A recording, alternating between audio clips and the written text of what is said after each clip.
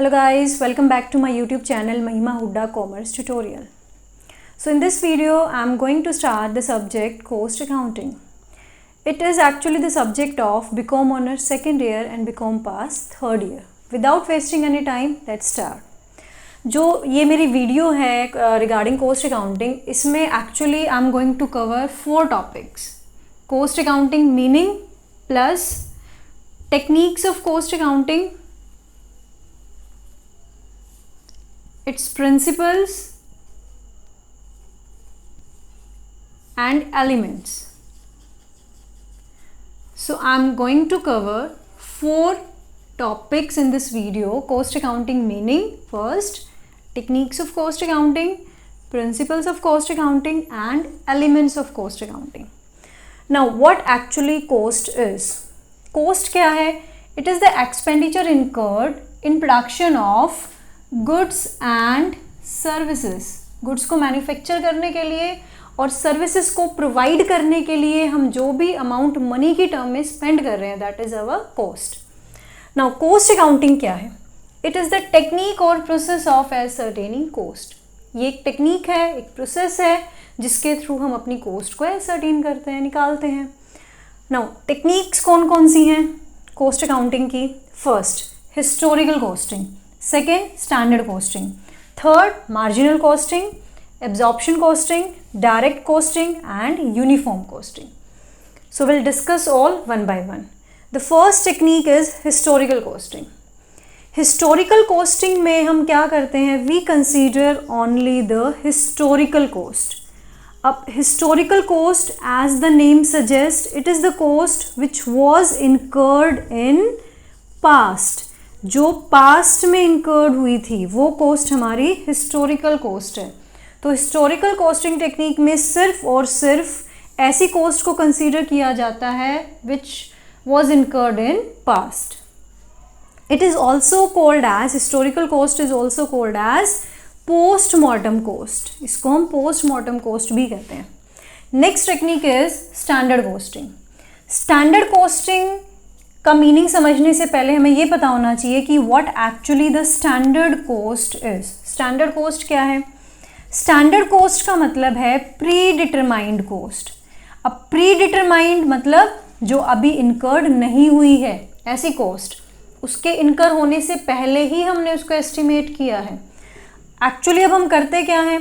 Pre determined coast को हम compare करते हैं with the actual cost, then we find out the variance. The variance may be favorable or it may be unfavorable. Move to the next technique. It is marginal costing.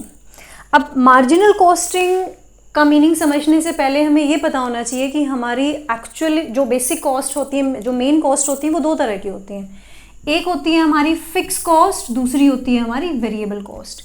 Fix cost वो cost है which remain fixed irrespective of the level of output. Variable cost वो cost है which keeps on changing, which change irrespective of the level of output. ये fix रहती है, ये change होती है. अब मार्जिनल कॉस्टिंग जो टेक्निक है, it takes into consideration only the variable cost. ये फिक्स कॉस्ट को कंसीडर नहीं करती. अब वेरिएबल कॉस्ट की हेल्प से हम कंट्रीब्यूशन निकालते हैं इस टेक्निक में. कैसे? Sales minus variable cost is equal to contribution. Profit निकालने के लिए हमें क्या करना पड़ेगा? Sales minus variable cost minus fix cost. हमें फिक्स कॉस्ट को भी माइनस करना पड़ेगा, तब हमारा क्या निकलेगा? Profit. Next technique, absorption costing. Absorption costing technique में क्या होता है कि हम चाहे फिक्स कॉस्ट है चाहे वेरिएबल कॉस्ट है, दोनों को एब्जॉर्ब करते हैं, दोनों को इंक्लूड करते हैं which are incurred in production of goods and services. So absorption costing technique में both fixed and variable costs are considered. Next is direct costing. As the name suggests, direct costing में हम सिर्फ direct cost को consider करते हैं, indirect cost को नहीं. Last one is uniform costing. Uniform costing technique में क्या होता है? All the firms in the industries या फिर several undertakings in the industries, they actually are using same techniques of costing. That's why we are saying this technique uniform costing. For example, अगर सारी firm historical costing use करना agree कर रही हैं, या फिर सारी firm standard costing technique use करना एग्री कर रही है, it means they are using uniform costing technique. Now the next topic is principles of costing. Let's start. Next topic is fundamental principles of cost accounting. The first principle is cost is related to its cause. Cost को हमेशा उसके cause से ही related होना चाहिए. For example, factory rent या फिर rent of the factory can not be charge from office expenses. हम factory के रेंट को ऑफिस एक्सपेंसेस से चार्ज नहीं कर सकते. In the similar manner, repair charges of a machinery, एक पर्टिकुलर मशीनरी के रिपेयर चार्जेस हम किसी दूसरी मशीनरी से चार्ज नहीं कर सकते. So the cost is related to its cause. Second principle is cost is charged after it is incurred. इसका क्या मतलब है? कोस्ट को तभी चार्ज करना है हमने जब वो इनकर हो चुकी है. फॉर एग्जाम्पल, अभी हमारा जो प्रोडक्ट है it still is in production process में है और हम सेलिंग के एक्सपेंसेस को उस प्रोडक्ट से चार्ज कर रहे हैं, विच इज़ रॉन्ग, क्योंकि सेलिंग के एक्सपेंसेस अभी इनकर्ड नहीं हुए हैं, still it is in production. तो जो एक्सपेंसेस इनकर्ड हो चुके हैं सिर्फ उन्हीं को हमने इंक्लूड करना है, कंसीडर करना है. Cost is charged after it is incurred. Selling expenses को तब चार्ज करेंगे जब सेलिंग एक्सपेंसेस इनकर्ड हो चुके होंगे और जो हमारा प्रोडक्ट है वो रेडी फॉर सेल हो गया, वो सेल हो चुका होगा. Next one is abnormal cost are excluded from cost accounting. Abnormal cost सबको पता होंगी कौन सी कॉस्ट होती हैं. Abnormal cost like theft, fire, riots and many more. Abnormal reasons की वजह से इनकर्ड होने वाली कॉस्ट. एबनॉर्मल कॉस्ट को हम कॉस्ट अकाउंटिंग में इंक्लूड नहीं करते क्योंकि इससे जो हमारा कॉस्ट का डाटा है वो अननेसेसरली डिस्टॉर्ट हो जाएगा. हमारी जो कॉस्ट है वो बहुत ज़्यादा हाइक हो जाएगी, इसलिए हम एबनॉर्मल कॉस्ट को कॉस्ट अकाउंटिंग में इंक्लूड नहीं करते. It will distort our cost figure और data. Next one is past cost are not charge to future periods. जो हमारी पास्ट कॉस्ट हैं उनको हम फ्यूचर पीरियड से चार्ज नहीं करते. अब इसकी एक एक्सेप्शन है. एक्सेप्शन क्या है? ऐसी पास्ट कॉस्ट जिसका बेनिफिट हमें फ्यूचर में मिलना है उसको हम फ्यूचर पीरियड से चार्ज कर सकते हैं. फॉर एग्जाम्पल, एडवर्टीजमेंट एक्सपेंसेस, जिससे मिलने वाले बेनिफिट्स हमें फ्यूचर पीरियड्स में मिलेंगे. So in that case past cost can be charge to the future period. But remember one thing, those past cost जिनके बेनिफिट्स भी हमें पास्ट में मिल चुके हैं उनको फ्यूचर पीरियड से चार्ज नहीं करना. Next is the concept of conservatism has no place in costing. Conservatism का मीनिंग सबको पता होगा. Taking into account all expected losses and expenses but we are not considering anticipated income और gain. हम सिर्फ लॉसेस को कंसीडर कर रहे हैं जो फ्यूचर में हो सकते हैं, एक्सपेंसेस को कंसीडर कर रहे हैं लेकिन गेन और इनकम को नहीं कर रहे. This is conservatism principle. But cost accounting में इस प्रिंसिपल के लिए कोई प्लेस नहीं है. इसका एक सबसे बड़ा एग्जाम्पल है क्लोजिंग स्टॉक. फाइनेंशियल अकाउंटिंग में क्लोजिंग स्टॉक को हमेशा कॉस्ट प्राइस या market price whichever is less पे रिकॉर्ड किया जाता है बिकॉज ऑफ कंजर्वेटिज्म प्रिंसिपल. लेकिन कॉस्ट अकाउंटिंग में क्लोजिंग स्टॉक को हमेशा कॉस्ट प्राइस पे ही रिकॉर्ड किया जाता है, ना कि मार्केट प्राइस और cost price whichever is less पे. Always it is recorded at cost price. Now the last principle is double entry principle. Double entry principle सबको पता है that one account is debited other account will be credited. जैसे financial accounting में double entry principle follow होता है वैसे ही cost accounting में भी डबल एंट्री प्रिंसिपल फॉलो होता है. So the next topic is element of cost. Basically there are 3 element of cost: material, labour, expenses. Material cost, labor cost and expenses. Material cost is further classified into 2 categories: direct material cost, indirect material cost. Similarly, labor cost is bifurcated into 2 categories: direct labor cost, indirect labor cost. Expenses are also of 2 types: direct expenses and indirect expenses. Now I'll discuss in detail. What material cost is? The cost of material of any nature used in production of goods and services. Material cost is basically of two types, direct and indirect. Direct material cost का मतलब क्या है? Cost of material which can be directly allocated to a cost center. ऐसे material की cost जिसको हम अपने cost centre के साथ डायरेक्टली ट्रेस कर सकते हैं, डायरेक्टली एलोकेट कर सकते हैं, वो हमारी डायरेक्ट मटेरियल कॉस्ट होगी.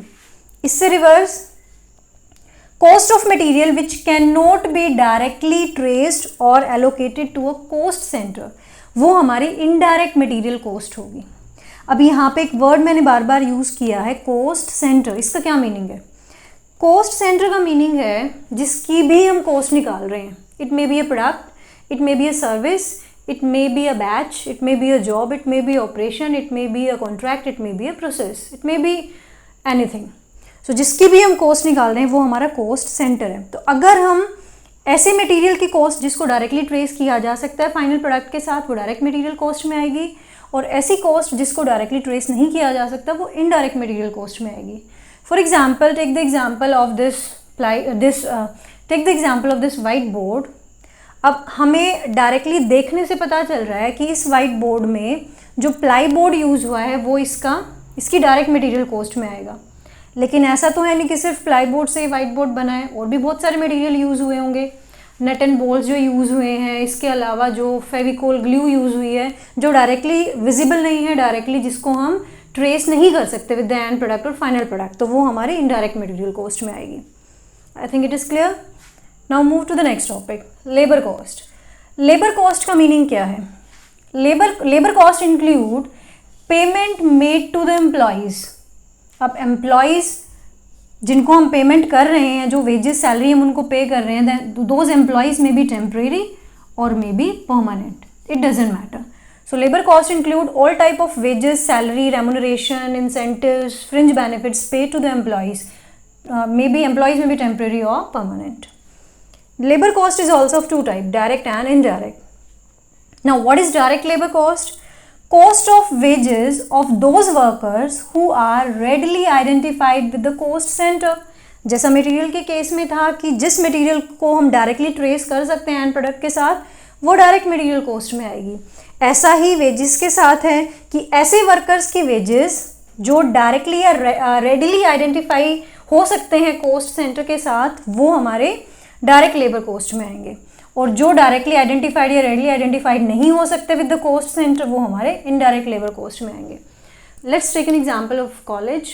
The salary paid to the teaching staff is actually the part of direct labour cost, and apart from the teachers, other staff in the college, other administrative staff, clerical staff, non-teaching staff, those who are not directly related to the end result, that comes in the indirect labor cost.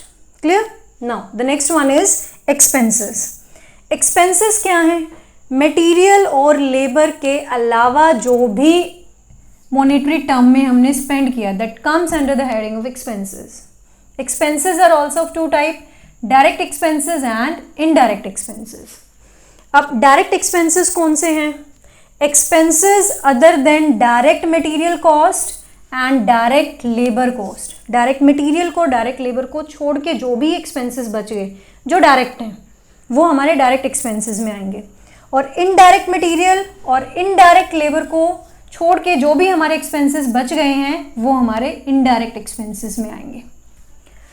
अब यहाँ पे एक point और है, indirect material plus indirect labour plus indirect expenses, जब हम इन तीनों को ऐड करते हैं तो क्या निकलता है? It is overhead. अगर हम इनडायरेक्ट मटेरियल को, इनडायरेक्ट लेबर को और इनडायरेक्ट एक्सपेंसेस को ऐड करते हैं तो हमें क्या पता चलता है कि हमारे बिजनेस में ओवरहेड्स कितने हुए हैं. So this is the topic of my next video. That's all for today. I'll discuss in detail overhead and its classification in my next video. Apart from overhead, I'm going to discuss cost and its classification in my coming video. See you soon. Goodbye. Thank you.